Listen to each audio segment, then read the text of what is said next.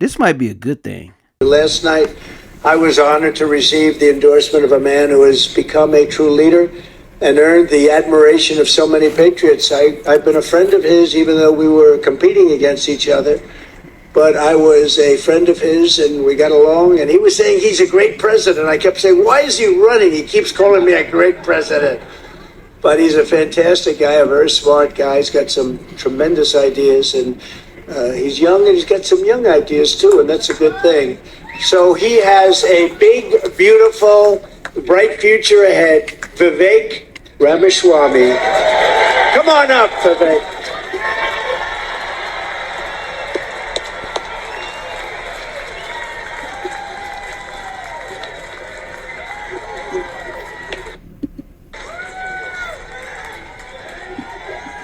Let's do this, guys. It's good to see you. It's good to be back to New Hampshire. We miss you guys.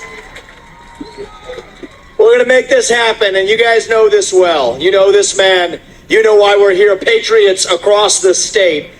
We are in the middle of a war in this country. That's what this is. It's not a war between black and white. It's not between Democrat and Republican, even in a deeper sense. It's between the permanent state and the everyday citizen. Between those of us who love the United States of America. I want to interrupt for just a brief moment. And I definitely agree with what Vivek just said. It's not a fight or a battle between black and white. Now, throughout history has been, and yes, to this day, there are some people who still have some issues. But there are issues also across the board. There are issues not only that try to divide us by color or race. There are issues that try to divide us as people through ideology, philosophy, financial status, notoriety, class warfare, you name it. Whatever it takes for us to be divided, that's what they are doing. And they have been very successful for the most part. They really have. But anyway, I don't want to digress here. Last night, and actually leading up to the Iowa caucus, one of the things Vivek, the young and upcoming politician and businessman and now politician, he had a huge expectation that Monday night was going to be a spectacular night for him and his base. I like a lot of what he has said. He sounds like, in some ways, Trump 2.0. Maybe more polished or whatever you want to call it in terms of how he shares his ideas or explains his ideas to the people. However, there's only one Trump for one. But I know he's paving his own way. And so anyway, his plan A, as he says, he really didn't have a plan B, but his plan A was to secure the presidential nomination and become president of the country and take what Trump did to the next level. However, things did not go as planned. Therefore, he did the next best thing, which in my opinion, he and Ron DeSantis should have done from the start. And that is back Trump. Why? Because Trump already has receipts. He's already been there. So anyway, I'll come back here in a moment to share some more of my thoughts. And a fringe minority who hates this country and what we stand for. And right now we need a commander-in-chief who will lead us to victory in this war. That's what we need in this country. You got to know you're in a war to win one. You can't win one if you're asleep at the switch, have your head stuck in the sand like most Republicans. And I think that's going to require somebody who isn't bought and paid for, a businessman, not a politician. Anybody heard of that? And that's why I was in this race, but I'll tell you, the people of Iowa spoke loud and clear last night, and I'm a big believer that we, the people, create a government that is accountable to us, not the other way around. That we, the people, choose who leads this country. And so we heard we, the people, last night, and that is why last evening I met my friend here, we met in person, and I told him that I would endorse Donald J. Trump for President of the United States and do everything in my power to lead us to victory in this war. It is a A 1776 moment right now. Let me stop it right there. I have a question for those who are never Trumpers, those who don't also subscribe to Vivek Ramaswamy, who just on the opposite end. You're Democrat, you're liberal, you are a Republican who's on the fence, what have you. Just think for a moment. How often do you really hear and see? Because people can talk a good game, but everybody don't live it nor walk it.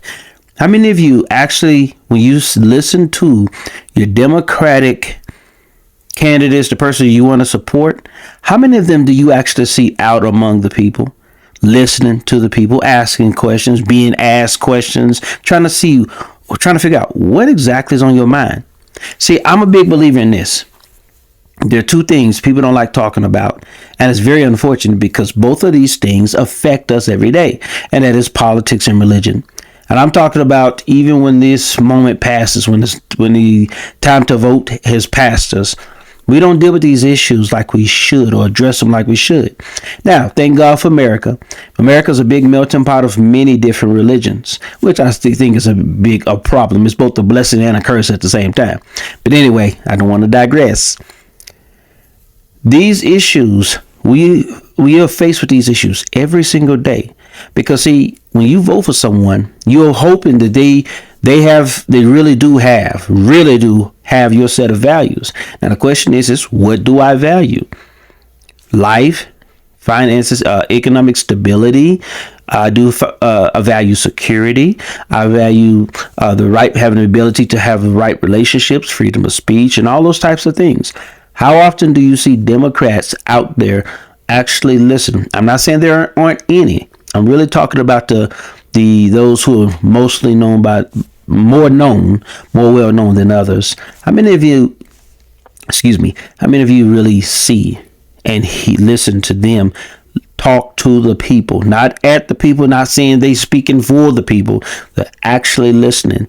That should be a telltale sign that for my Democrat brothers and sisters out there, or counterparts out there, however you might view me, how often do you hear them coming into your community? Not in your churches, only when it's time to vote, and maybe grease your hands a little bit, but they actually come to listen to you. That is a question. That's something we need to consider. Put the emotions aside and really listen and watch. Now, that's where we live right now. And you want to know, what does it mean to be a Republican today? It means we believe in the ideals of 1776. Ideals like freedom and merit and the pursuit of excellence. That you get ahead in this country, not on the color of your skin, but on the content of your character and your contributions. End affirmative action. End at DEI. We are... Oh, yes. Really quick.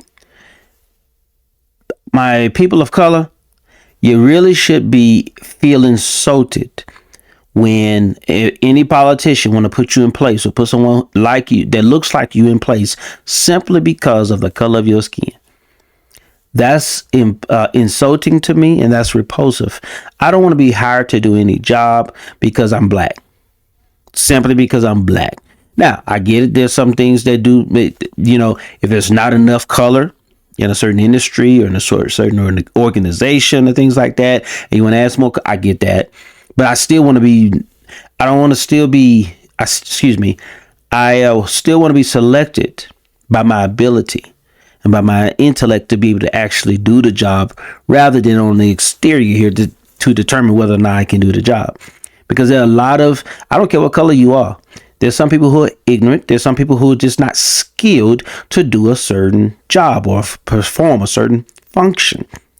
So we are being insulted to our faces, and some people saying, "Hey, I'm gonna go with it anyway." Hey, teach his own. You do your own thing. But for me, that's an insult. So don't insult my intelligence. Are done with the nonsense. Send it back home.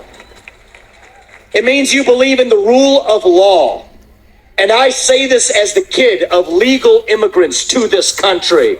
That means your first act of entering this country cannot break the law, and that is why we need to use our military to secure our own southern border in this country.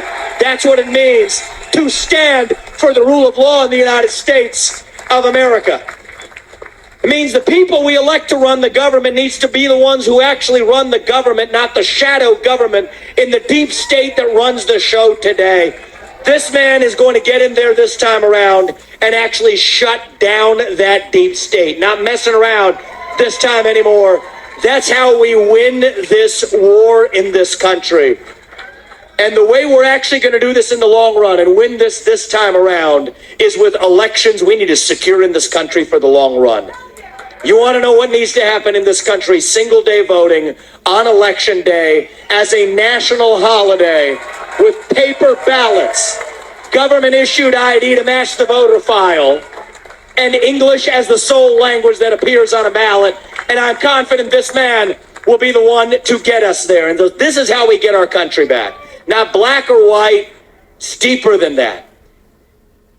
These are the ideals of the American Revolution. And you know what? We do have some enemies that we need to defeat on the other side, but we have challenges to address in our own party right here at home. So you know what? If you want somebody who's going to foist onto you to use your social media account, you want to use a driver's license to do it, to have the right to use the internet, this man's not your man. There's another candidate in this race who'll do that for you. It's Nikki Haley. You want to cut Social Security, you want to cut Medicare, you want to cut veterans benefits so we can fork over more money to Ukraine so some kleptocrat can buy a bigger house? Vote for Nikki Haley, not this man right here. But if you want to actually put an agenda that puts Americans first, to say that the moral obligation of your leaders is to the citizens of this country, not another one, there is not a better choice left in this race than this man right here. And that is why I am asking you to do the right thing as New Hampshire and to vote for Donald J. Trump as your next president, because we're not working with a lot of time here. If our kids are in high school before we get this right, we don't have a country left. That's what it means. We've been celebrating our diversity and our differences for so long that we forgot all of the ways that we are the same as Americans, bound by that common set of ideals that set this country into motion. We believe those ideals still exist. This man is going to be your next president to revive them. E pluribus unum, from many, one. And you know how we're doing it? We're doing it by speaking the truth at every step of the way. There are two genders in this country. Period. That is the truth. Fossil fuels are a requirement for human prosperity. Drill, frack, burn coal, embrace nuclear energy. Reverse racism is racism. An open border is not a border. Parents determine the education of their children. The nuclear family is the greatest form of governance known to mankind. Capitalism lifts us up from poverty. There are 3 branches of government in the United States, not 4. And the U.S. Constitution is the strongest and greatest guarantor of freedom in human history. That is the truth. We fight for the truth. We stand up for the truth. That is what won us the American Revolution. That is what reunited us after the Civil War. That is what won us 2 world wars and the Cold War. That is what still gives hope to the free world. And if we can revive that dream over group identity and victimhood and grievance, then nobody in the world, not a nation, not a corporation, not a virus, not China, is going to defeat us. That is what American exceptionalism is all about. That is what we are going to revive to, yes, make America great again. Vote for this man right here in the New Hampshire primary. God bless you and your families, and may God bless our United States of America. Thank you, New Hampshire. It's good to see you guys. We're coming back and winning this in a landslide. We will not stop until we get this job done. Thank you all. God bless you and your families.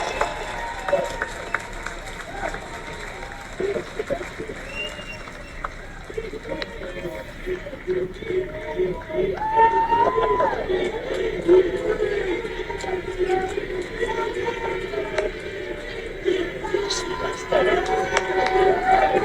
you. Thank you.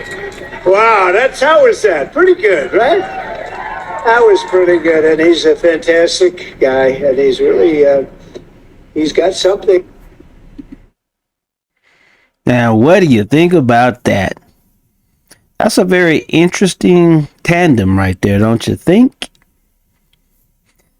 I could also think of somebody else who might make a good VP choice. Tulsi Gabbard. Maybe Carrie Lake. Man, there's some options out there. So, might do a video on both of them, both of those ladies as well, because I know a lot of people would like to see a vice president lady, a woman, serving as vice president. So, another one. So, well, a real one.